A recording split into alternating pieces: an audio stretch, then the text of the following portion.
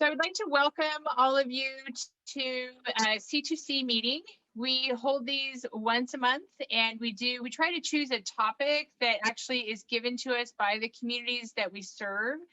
Currently on this call, we have two communities. We have the Alameda Fire in Oregon, which is really southern Oregon and Jackson County, but we also have some people here who are working with the whole entire state of Oregon. And then we have CZU Lightning Complex Fire out of Santa Cruz County. Every time there's a fire season for the past, since Paradise, really, we have tried to figure out a way to share our lessons forward. We strongly believe in supporting local leadership. We do not come in and be heroes. We are not saviors. We are not magical. We are merely supportive. And we try to shorten that pain period between the actual disaster and your recovery. So I'm very happy to have Scott. Scott, how do you pronounce your last name? Because I'm sure I'm going to get this wrong. Dinits. Dinits. Yes, Scott Yes. Dinits. And we felt that Scott was a really good choice for all of you because you are community leaders, and he has been on the front lines. He's lived in the Butte County area for about 20 years. He is he's the head of the North Valley Boys and Girls Club, and as we all know, Boys and Girls Clubs are often in their own way first responders for post-disaster. And so he comes to us with a lens of understanding how to serve children in appropriate ways during crisis and for the long-term recovery process after. We specifically wanted Scott because he's trained in community trauma and resiliency response in a formal program called CRM, which we're happy to share that information with you. And he's currently undergoing training in ACEs. Something that we're very interested in developing formal partnerships right now, because we don't touch mental health, but we do like to refer you to people and organizations that we know can be of service to you. So what I would like Scott to do is go ahead and give us a bit of background on himself and his experience, and then we can just open it up for questions. So thank you, Scott, so much for being here. Well, thank you. Thank you all. Thanks for having me. Just the way I was engaged to be here, I think. And hello, Lucy. I think we have a new visitor. Hi there. Go ahead, Jennifer. It's very exciting because Lucy is, she's the lead in the Phoenix Talent School District.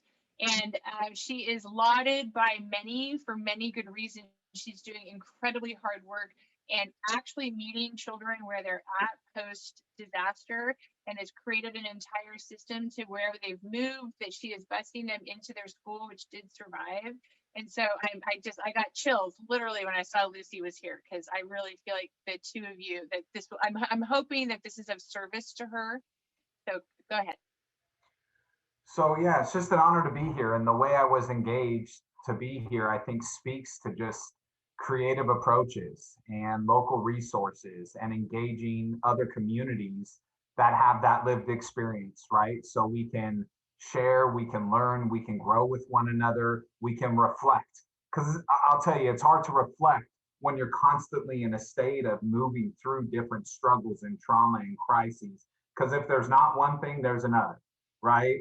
And beyond the pandemic because it's not just COVID, right? We can talk about violence and trauma and struggle and racism and fires and natural disasters. The list goes on. Prior to all that, there's just people, and we have our own struggles, right? Successes and the hiccups of life and the ups and downs. A lot of the young people we work with and adults we work with might have, adverse childhood experiences and their own trauma. And then you put on top fires, and then you put on top other natural disasters and other struggles. And here we are a year plus into COVID. And yet all of you are still showing up, still bringing your best self, and still trying to make the resilience and the recovery process happen. And I know that without even knowing y'all closely. And so one of the leaders of the Community Resiliency Model tapped in with Jennifer and her team. I'm a Community Resiliency Model trainer of the trainers.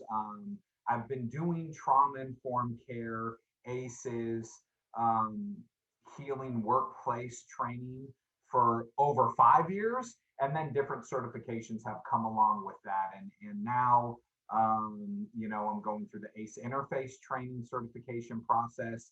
I have been working with communities and young people for about 20 years. For the last 17, I've been at the Boys and Girls Clubs of the North Valley, working with K through seniors in high school. And I also co-direct the Ability First Sports Camp, a camp dedicated to young people. We've expanded into adults that can benefit from wheelchair and adaptive sports and life skills. So our members of that camp primarily utilize wheelchairs. And so I bring those different hats to the table today. You know, I'm a husband, I'm a father, and I've been a leader of the community-based, one of the many leaders. There's so many leaders that are probably better and more passionate than I at my workplace and in my community. So I'm humbled to be here, but I have been one of the leaders of the Boys and Girls Clubs of the North Valley for about 17 years. In my role, we all wear a lot of hats, right? I happen to be called the Human Resources Director. I'm very involved in programs and on the ground as well, not just behind the scenes. So I also deal with the adults that are supporting the children and adults dealing with trauma. I also help, and we have a great case management department here at our Boys and Girls Club that we created after the campfire that really devastated the areas of Paradise and Magalia and Concow. You know, a lot of times we just hear Paradise, but there were other towns really, really affected. And so bringing in all those experiences, we are still learning. The recovery process is long. And I think it affects us all, right? Whether we were the ones that had our own homes burned down or not. I did not. I was fortunate not to. And yet I had 30 coworkers lose their living spaces in a day. 500 kids we served at 4 Boys and Girls Club lose their homes in a day. 3 of our sites destroyed. And my mentor and best friend lost their home. I actually have an auntie, my auntie Heidi, who lives in Santa Cruz this last year that lost her home. And my cousin, I believe 2 years ago in Santa Rosa lost their home in a fire. So it definitely has affected so many people in different ways. So I first just want to honor that experience and say thank you for what you do. And I do have some things to share. I do have maybe some slides. I also am a big believer in mindful moments. I have a little maybe 1.5 minute, 2-minute mindful breathing session that I will not lead. It's a little video. And it's kind of sending well wishes to others and on ourselves. Because I think one thing that happens is we get so caught up in our services at times that we tend to forget about our self and collaborative care, right? And we can bear that burden and carry that weight on our shoulders.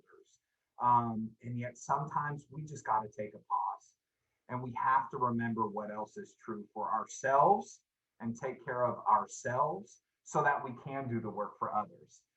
Because we can only fake it for so long until that burnout leads to us feeling a little sick and a little tired and maybe a little resentful or a little hopeless. And yet there are so many other truths of with every struggle and with every trauma and with every disaster, there is also a story of healing and resilience and recovery. And we want to honor that as well, even when we're in the process. So that's a little bit about me and my energy and how I want to come forth today in this space.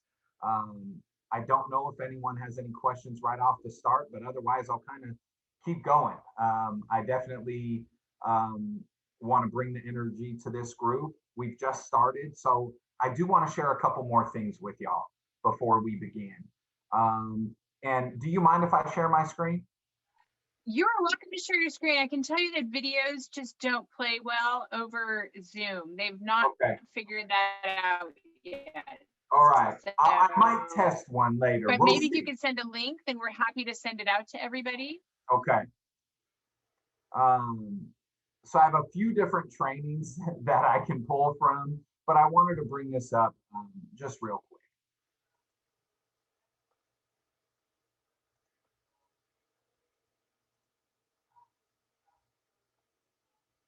All right, can people see the screen? Okay.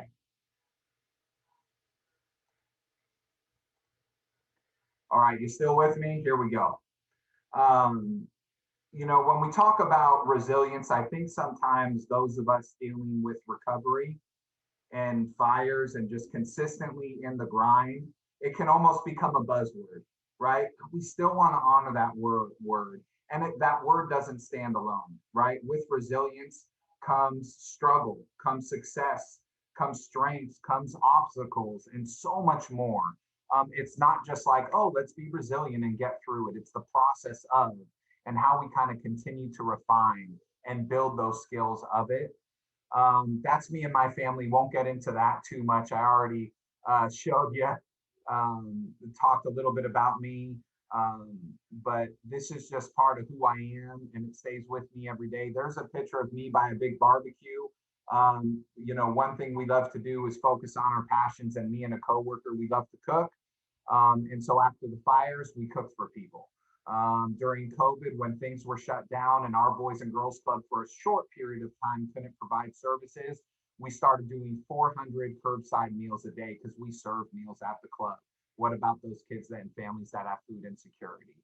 Um, but before we begin, let's just reset for a moment, right? Let's reset.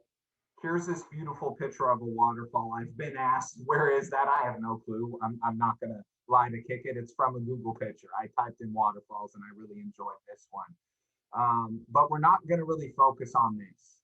We are going to do what the Trauma Resource Institute and the Community Resiliency Model calls, and this is just tapping into the resourcing of it. But I want to invite you all right now to just take a moment. I don't know what y'all have been through today, maybe multiple Zooms, maybe you met with a client or a community member or had a project that went amazingly well or is kind of in the quicksand right now. And regardless of all that, we are in a new space together. And so let's just take a moment. I want to invite you to take a moment to think about what or who uplifts you, what or who gives you strength, and what or who helps you get through hard times. And please just take a moment. What or who uplifts you, what or who gives you strength, and what or who helps you get through hard times. And just let it resonate and just reflect on that for a moment.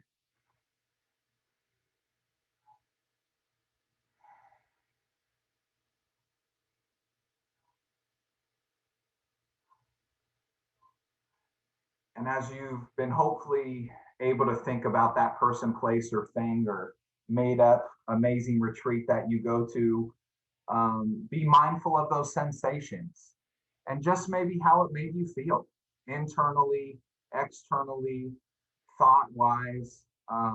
Maybe even someone in the chat, or if anyone wants to unmute, just were you able to feel any different sensations and think of something else in this moment right here, even though that person, place, or thing isn't right in front of you. And I can't see the chat right now because I'm sharing. I don't know if there is anything or not. You're on mute, Jennifer. You'd think I'd have this by now, but Tom said peace. Peace. Peace. Powerful word. Thank you. You know, and this is a tool that we have for ourselves and for the people we're supporting every day.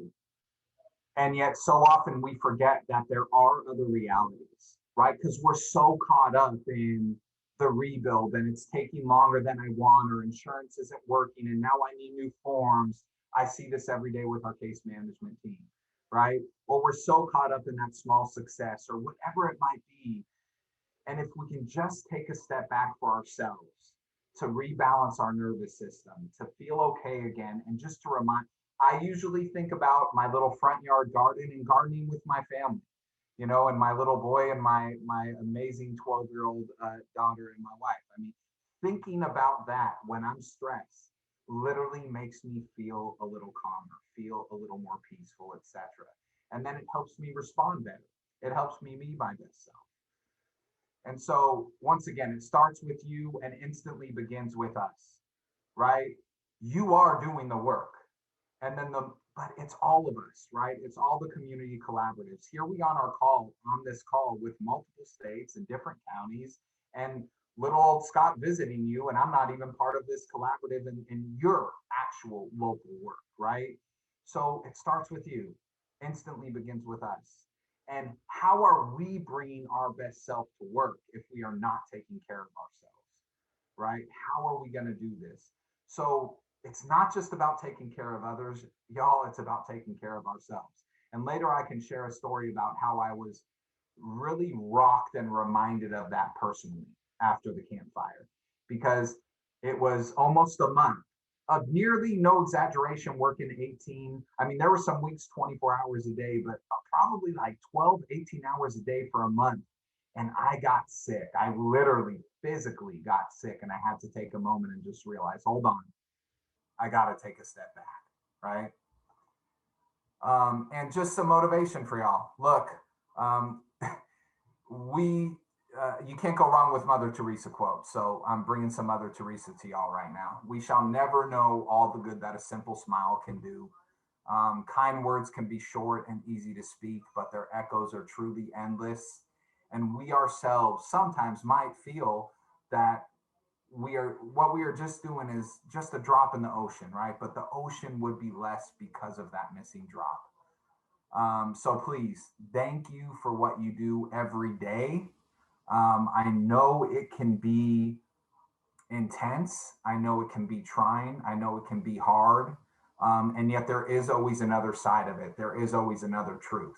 And validating that other truth and letting ourselves feel joy in the commotion, right? Like letting ourselves be the calm in the storm for all the people we're impacting. It's so important because it's going to help us do the work we want to do even better. So I just kind of wanted to start.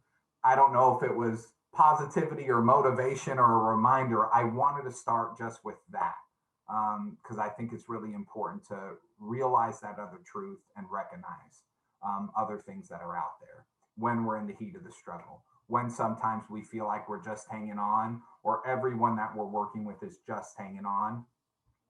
How do we help them find another truth, to realize something else, even if it's pockets of joy? That little pocket of joy for a parent or guardian or young person or coworker can really create a different day that they can have.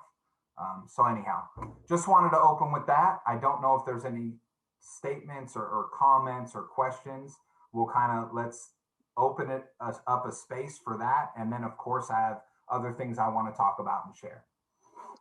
Let's open it up for questions. Thank you so much, Scott, especially for mentioning that, on this call are the helpers, and they tend to put themselves last, and they don't feel entitled to their grief or their trauma, and, and feel like they have to always be a rock.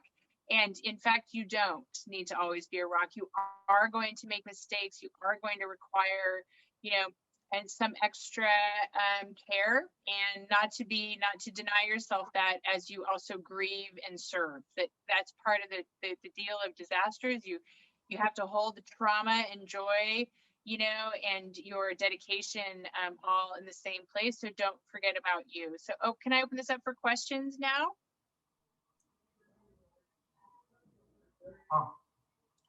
Yes, so Scott, what are some of the ways that you were able to create that peace or that freedom from chaos in the wake of the fire? It sounds like a lot of your coworkers lost their homes. There were obviously ways that you were able to reassure, comfort, encourage them. How did that kind of transpire? No, it was definitely a blend, right? Because there still is no script for this. Every situation, right? Every community, every organization, everything is a little different. So I think it was a blend of, at first, the realization, right? Because there is a moment of, especially with what we experienced, it was communities fleeing to literally survive. It was an exodus from the hills. And then that place not being there. And so I think at first, and in our roles as leaders and supporters, at first it was just being okay with the concern and reaching out and realizing I might not hear from people, getting the text messages of pictures of people in complete darkness, yet it's in the middle of the day and they're surrounded by fires, and telling me and my fellow leaders, we don't know if we are going to make it. That was the immediate true trauma we lived. Um, and so I think at first it was just being there and being able to say, we are not in that right now. We are here. What are we going to do? Right? How are we going to support? And so opening our gym, bringing in food, letting people know if they didn't have a place to go or a cousin in an outside area or community, we are here to help. When there is no expected communication, right? Like, because all of a sudden then cell phones were cut off for a period of time for a lot of people. So then we were literally worried about the worst case scenarios. So I think when we were able to become helpers in that moment for our people in need, that was a sense of calm. Like, all we can do is try to help right now and be there to hug and support and be there for one another. That did let us feel a bit of calm because we are helpers and we were able to help and do whatever we could do at that time. Then it was mobilizing our board and the people that at first were not affected directly from the fire and lost their living spaces. We mobilized a team to call our 500 parent guardian youth members. We literally called every single member on our roster and their families. And we created a quick spreadsheet, right? With passwords, a Google Doc of who, what, when, where, and why. Are you safe? Do you have a place? Are you in a shelter? Do you need food? Trying to figure out the needs so that we could try to respond, not right away, but have an informed process of what are the needs, what do people need. Then I had a team calling staff, right? And checking in with them. That was the first process of not healing, but just service, of reaching out and hearing from people and emailing people. And then we just created healing spaces where they could come in and vent, cry, receive food, receive help.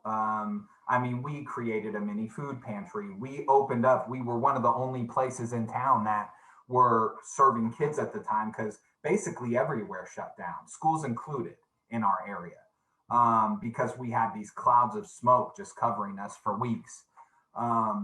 And so then it was about the service to others.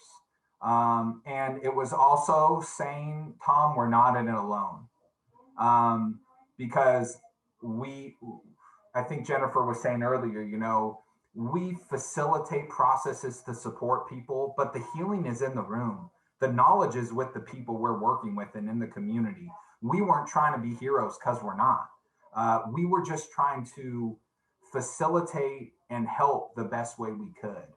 And so I think, one great thing we did was we opened up our hands and said, who is available to support?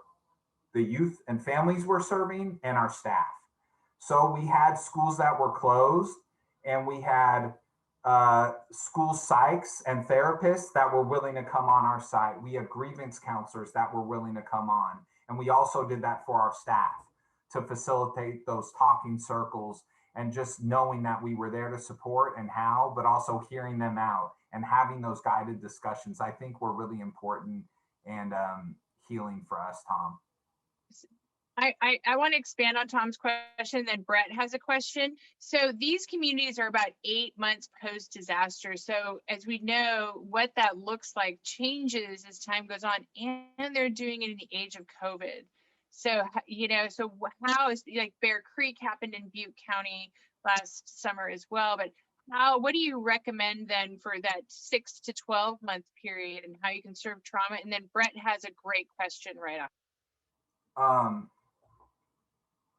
I think it's meeting people where they're at, number one, throughout the entire timeline.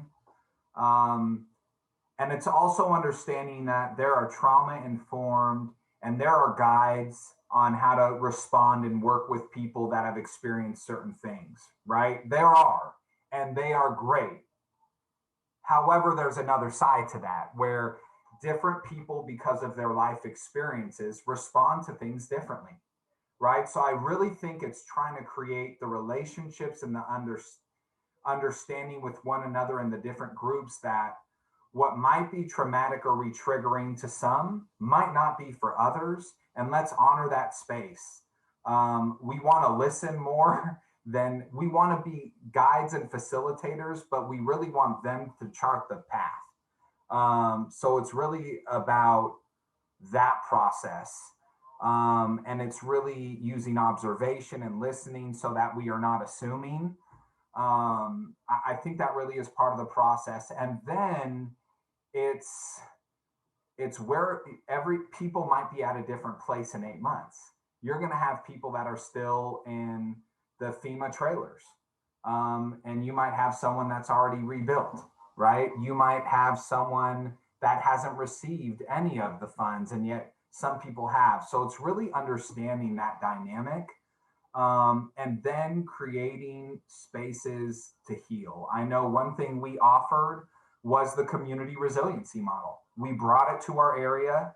There were about 22 people trained in the model, and not just professionals, community members, different people. So we hosted parent, guardian, CRIM, Community Resiliency Model sessions.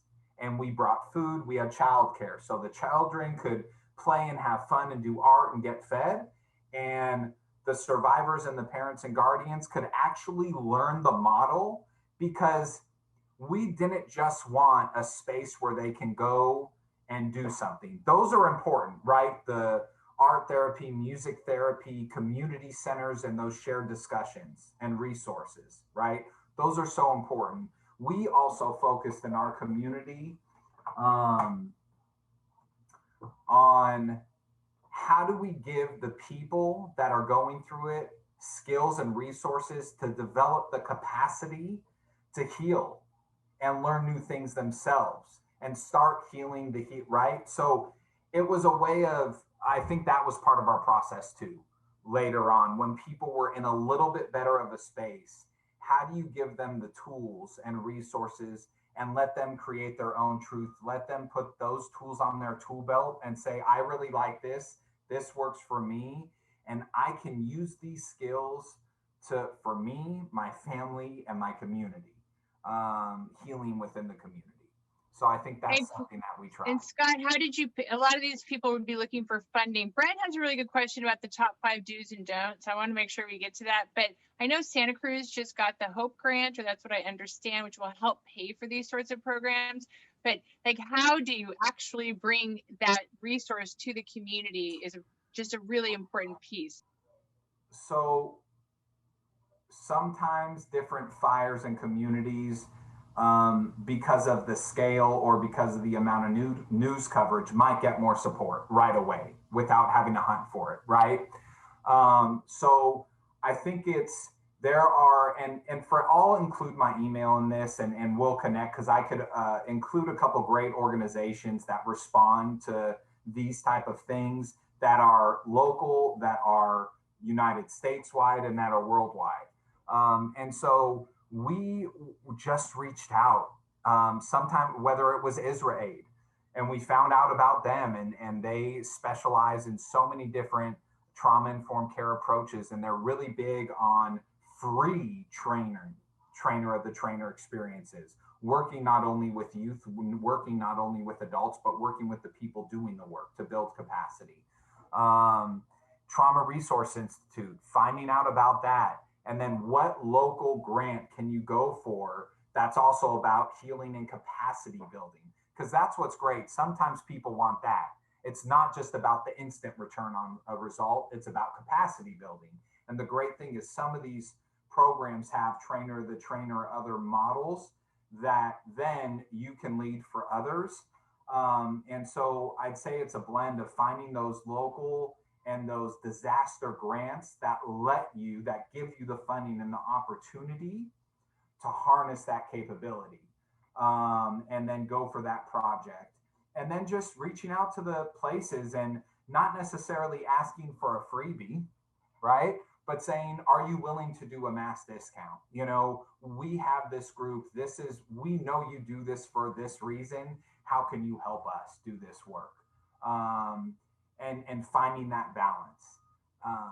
So I think those are some strategies that you can do, because we know government resources and FEMA only do so much on that end. And then it's really looking at those foundation level grants, local grants, or national grant opportunities that you can tap into.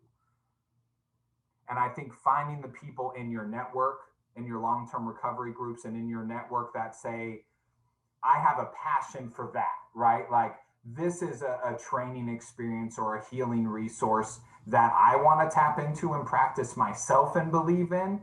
Those are usually the best people to go through that training process, right? Because they're going to really live it and do it and be it. I'm looking at the chat.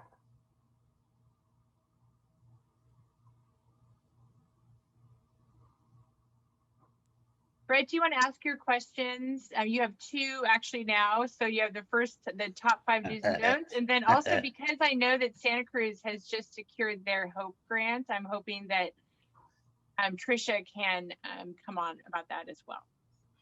Great. Yeah. My first question was for you, Scott. What are the top 5 do's and top 5 don'ts in meeting with a trauma survivor?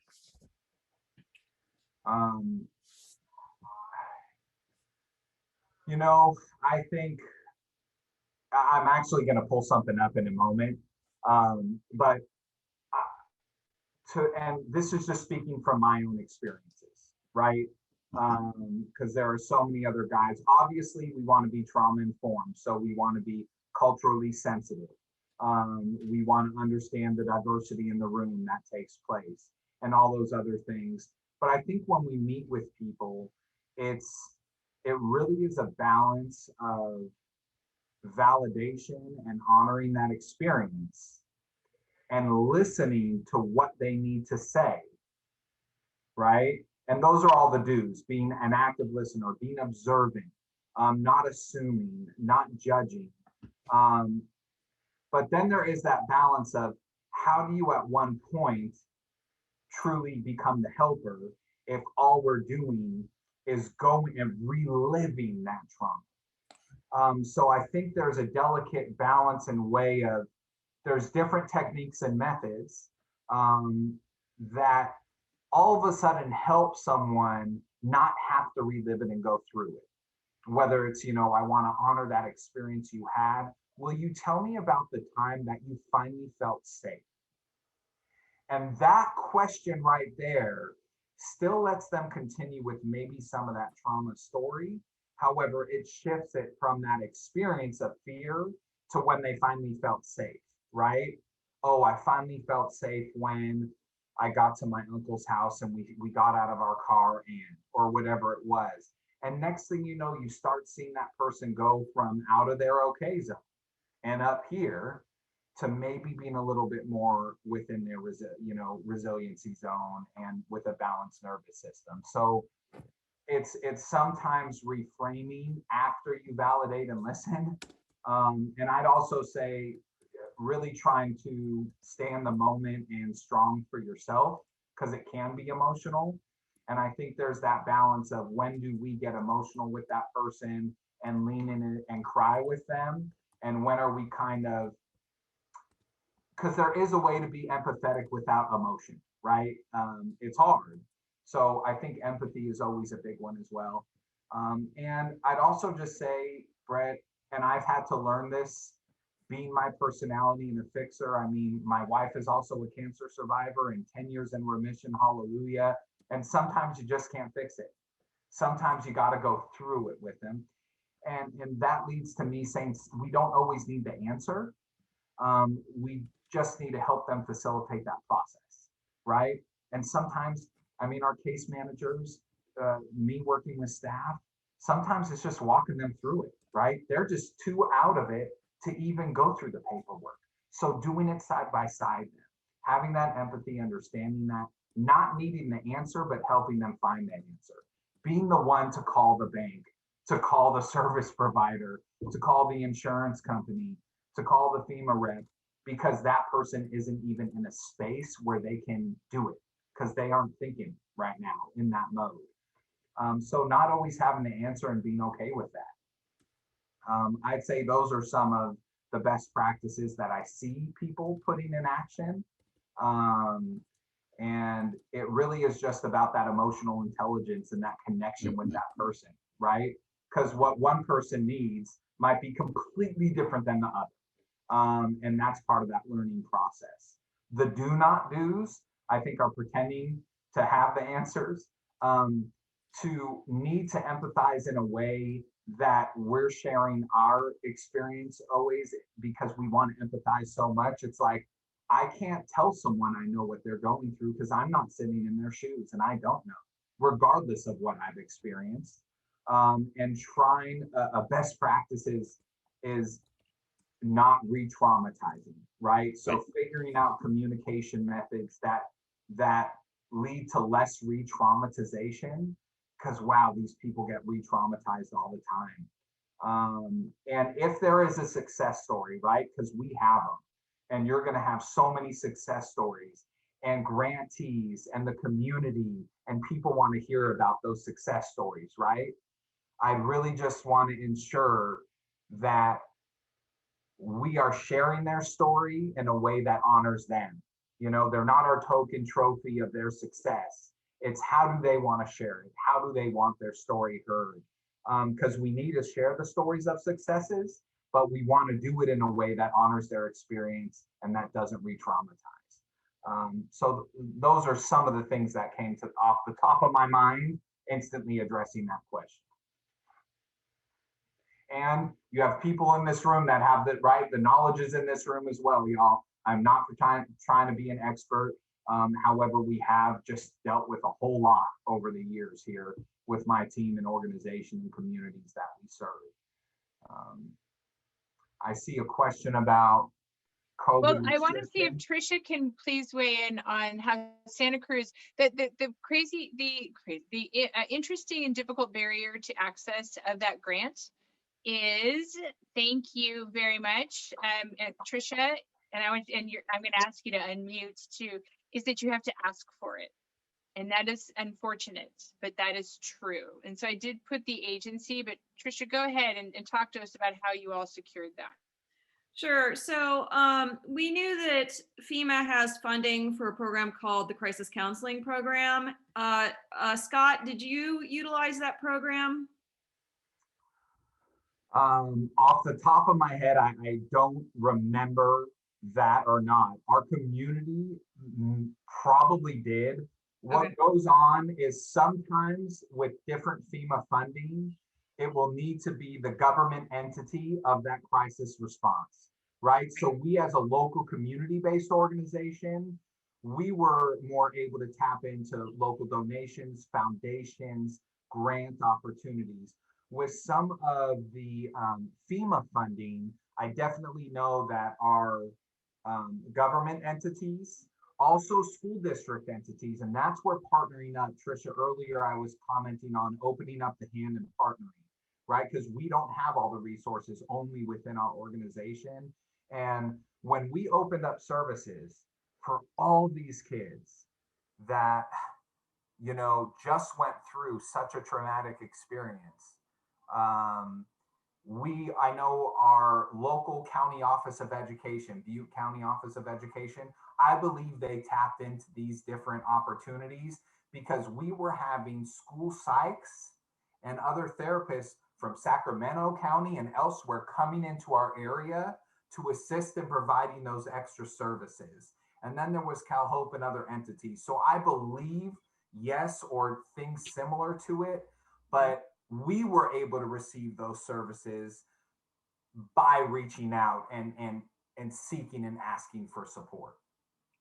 Yeah, you know, just to give a little feedback, our fire happened August of 2020. And our community, Santa Cruz, hadn't had a disaster, so we didn't have a COAD in place. So we've been kind of, as Jennifer is fond of saying, flying a plane while we're building it. And so when it came to standing up the community wellness aspect of our long-term recovery group, we knew that the FEMA funded crisis counseling program was like one of the pieces of the puzzle. It had very, very specific parameters. We actually didn't know which group was going to secure the grant or had secured the grant until last month, and they just got up and running. It was Nation's Finest. It has a very kind of light touch set of components, which are valuable. But once again, we're looking at it as like it's only one piece of the puzzle. And we know that the funding is going to run out next January, and people are still going to need support. So that's why I'm just so happy to be here today to get, you know, more ideas for resources. And I'd love to get your list, as we all would, you know, like, okay, these are the organizations we found were really helpful. Because the committee right now is just really trying to, one of the issues is just getting one-on-one sessions with, you know, licensed therapists. The crisis counseling program doesn't do that deep of a dive, but so we want to get that part in there. Another thing that we're doing is we've set up now that COVID is retreating. Santa Cruz is the second best in the nation at low levels. Thank you very much. So we set up a series of community events, which we've found are really, really impactful in having a chance to bring the community together. Literally, we have sites at schools and at local rec centers. People come in, it's over a 3-hour period. They get some food. Food is actually really important for some of them. It's the only hot meal they've had all week. There's usually a band playing music, and then we have agency tables and governmental tables. And like, for example, if they need to connect with the permitting center, you know, they have someone there, and they can even just come in on the weekend and get their questions answered. And so we're finding that that's really super impactful in building that community. We've been at a loss with COVID. Not only was it COVID, but then the fire happened, and it's just that double disaster on top of a pandemic has been really difficult. So we're excited to be getting out into the community. But like I said, we're kind of just in that process of what you're doing, of like trying to find, okay, what are the other pieces of the puzzle? What are the needs, and how do I identify them? And then how do we find sources to support them? So that's what's going on in Santa Cruz. Tricia, for that amazing work being done. And I'm sure many of you on this call are doing similar things, but that's great, Tricia. And that also reminds me of something we did immediately and then did later on. Was Tricia, I think, gave a great example of meeting people where they're at and providing a place where there's multiple points of access, right? A lot of times these people have to go to all these different places to get something, right? So our amazing manager of case management, we did a resource fair, and it was, I don't quote me, 2 weeks, a month and a half after, we did a few of them. And at that fair was all the community-based organizations, all the government agencies. We had childcare for the parents and guardians to drop them off. We had the food. And so it was almost a one-stop shop where someone could then go, oh, this is what this organization does and how they can help. This is what you do. And it was a blend of government, of community-based, of professional services, creative therapy solutions, fun opportunities, and everything in between. And so that's definitely another great best practice is how can you, as soon as possible, and then later on, bring groups together to show that we are all working together, and let people see it in one place, so they don't need to hop around from place to place where transportation, the lack of cars, and all these other things might be barriers.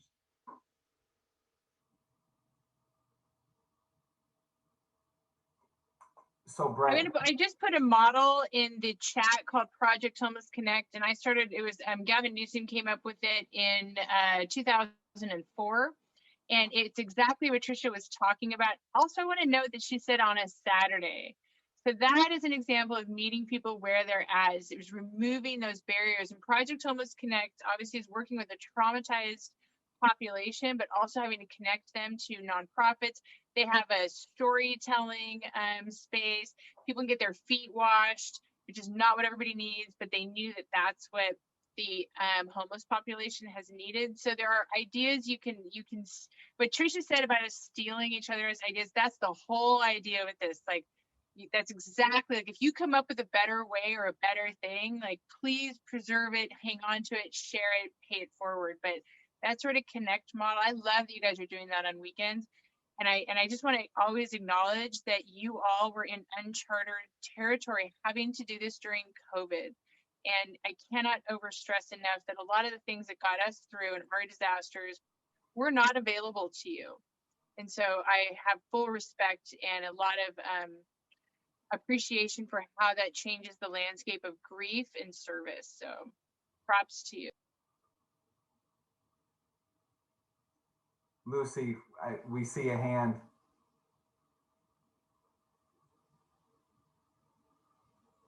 Oh, there we are. I wouldn't switch over to my mic. I'm coming to you because I'm actually driving, but I'm not watching, so I'm just listening. But as part of the school district, we recognize, just like Tricia had mentioned really early, that weekends are the best for our, especially our Latino population, who was really heavily impacted by our fires here. So what we found was most effective for when you do that one-stop shop is also combining it with such services as the Guatemalan consulate and the Mexican consulate to do the paperwork replacement for people, and being able to have provision boxes and just water, things that maybe for someone that's doubled up, they feel like they're a burden, and them being able to bring back a provision box that allowed them to supplement some of the food that families were providing really worked really well, and brought people to these events to be able to access help that otherwise they really had no way. Most of these people did not only lose their home, but they also lost their cars. So therefore they couldn't even travel to the consulates,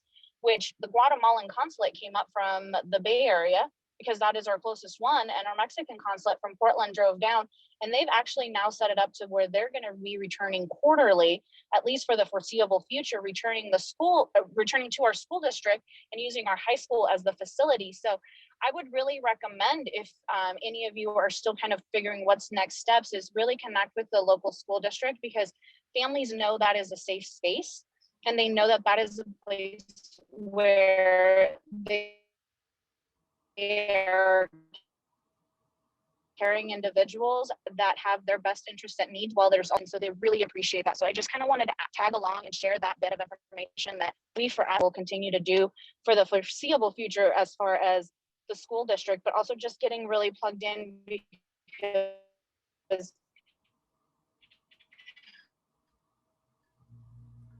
as we're coming up I think we're losing you, Lucy. on the year anniversary, so we have built into our students can work on who lost their home. I have bad coverage right now.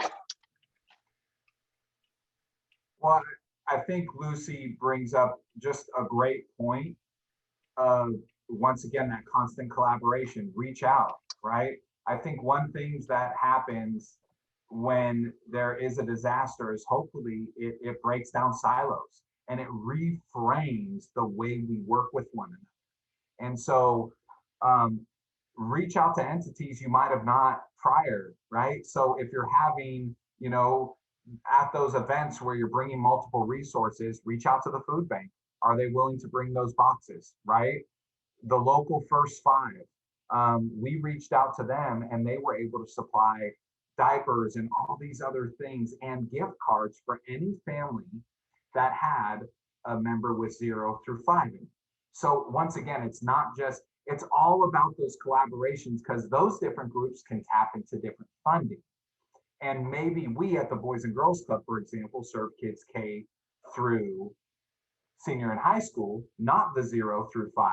However, by reaching out to them, guess what? A lot of our parents and guardians, they also have younger kids. And so even though we don't necessarily serve directly that population, we were able to get a whole different set of gift cards and foods and support and diapers and resources for the people we work with just because we reached out in that collaborative way. And I think Susie and so many others brought that up, and it really painted that picture for me. De-silo is a great advice for life anyway, but never more so than post. We hope pre-disaster, but if you're in a post-disaster era, which you all are, you know, like strange bedfellows, great. De-siloing, great. Like even if you've never met the person, pick up the phone. Most people are so kind and do want to help you. And if you want a peer-to-peer person, like I get through my leadership by peer-to-peer every single day, like already like 3 times today, you know, that we're always learning. So don't be afraid to, and also don't be afraid of saying, I don't know, but let me see if I can find out or learn with you. And I think there's also a balance of finding the people, the direct care services from professionals, right? If they need a psychiatrist, if they need that therapy, right? To go through that grieving process.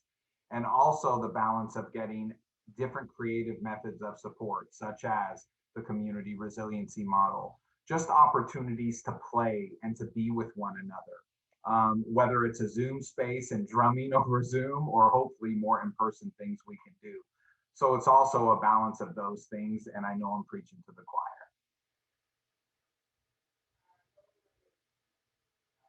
We don't mind a preach to the choir. It's actually what I see it as an affirmation of the good work that all these people are doing, because each in their own way, they're contributing to the healing, and contributing to the recovery and the rebuilding of their communities. So, you know, one of the questions that I believe, not Tom, but Brett asked earlier, and in the Community Resiliency Model, they talk about a guide for a person who shares the wellness skills in the model. And they have some reminders, and there's 5 bullet points. And it's 1, does not interpret or assume meaning. Ask open-ended questions. Give the person time for sensations and thoughts to develop. Be non-judgmental, and observe and stay 1 step behind, and not necessarily direct. And so when meeting with someone that's really in a struggle and in that trauma zone, and we're guiding them into a better place, those are some of the best practices that that model says to do. And I think Brett brought that up earlier. So Scott, I see that some people have other meetings, and maybe what we could do on this one is that you could, unless there's other questions, you could sort of finish us out, and you know what, we will share the recording of this video, of course, like we always do. And Tucker, thank you for noting that you'll share it. We have another one from a few months ago by Debbie Mason, who was the executive director of Northern Sonoma County Healthcare Foundation, who accessed the Cal Hope grant, which is not just for California, it's just called that.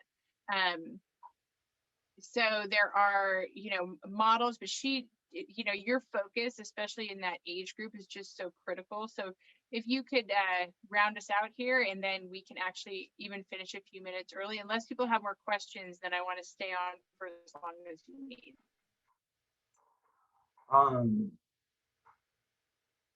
You know, talking about it, right, and learning and growing together is part of the healing process and helps us do what we do even better.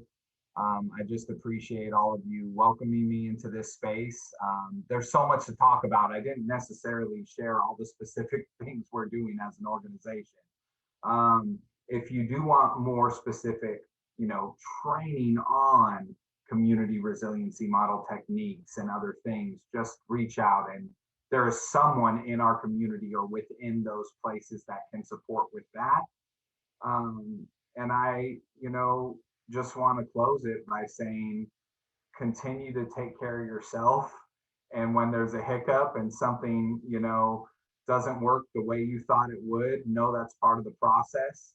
When it comes down to working with parents and guardians and kids, especially those that are currently experiencing a lot of trauma and rebuilding and that struggle, know, as you probably already do, that sometimes when there's emotions being maybe sent toward us, or it feels like they're taking it out on us. Maybe they're a little bit more aggravated or a little higher with their anxiety or their tone. It probably has nothing to do about you or your team. It probably has everything to do about their current experience. And I just think really shifting our perspective, as I know it's in the room, but shifting the perspective, unfortunately, of what a lot of people have, and that what's wrong with you. Like, why are you acting like that? What's wrong with you? To what's going on with you, what's happened, how can I help you? That's that trauma informed. And then to the resiliency perspective of what's right with you, right? And I really think shifting our perspective is so important to the work that we do with each other, with the community groups we work with, because we know we're not always on the same page, with your coworker that's having a rough day, with ourselves, and that talk we have with ourselves in the mirror, and shifting that perspective to what's going on, how can I help, to what's right, and moving forward through that lens. So anyhow, thank you. I hope maybe there's been one little takeaway, but the knowledge is in this room for sure, because you and we are all doing this work every day, and just that shared conversation and the shared experience really helps. Thank you, Scott, and thank you for everybody who took the time today. We know that you're all in active recovery, and that is a very big job, and you're in an uncharted territory, and in some ways we can help you charter some of those things, but we are here to learn with you. Don't forget that this is a long process, and to have some patience there. This is, you're rounding out year 1, and that we will be here in year 2 and in year 3, and that anyone you meet on these calls will also pick up your calls in year 3. We also expect that you will become the trainers and the helpers for newly fire affected communities as we move forward. So when you're learning your lessons, I hope that you're also like putting them in a space in your head where you know that you can show up for others, because they will be needing you. And I appreciate your, Scott, thank you so much for perspective, and for everybody who took the time to be on this call. If there's only one way through it, and I can promise you the only thing I'm positive about is that you can only get through it together. That's it. That's like the only magic wand in disaster recovery. So thank you again.